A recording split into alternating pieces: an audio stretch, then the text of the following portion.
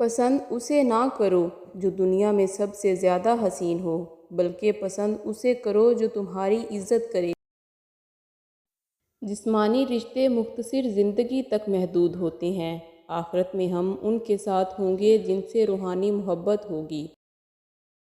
جب اللہ چاہتا ہے کہ کسی بندے سے دوستی کرے تو اس کی زبان پر اپنا ذکر اور دل پر اپنی فکر کے دروازے کھول دیتا ہے۔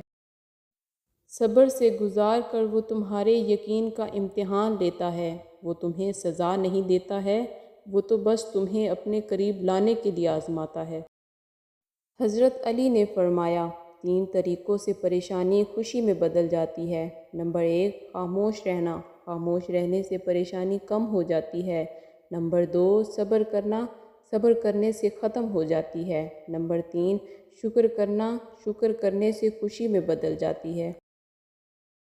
حضرت علی نے فرمایا، 3 انسان 3 چیزوں سے محروم رہیں گے: غصے والا صحیح فیصلے سے، جھوٹا عزت سے، جلد باز کامیابی سے۔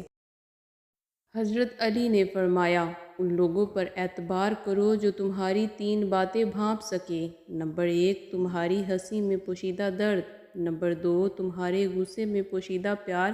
نمبر 3، تمہاری خاموشی میں پوشیدہ وجہ۔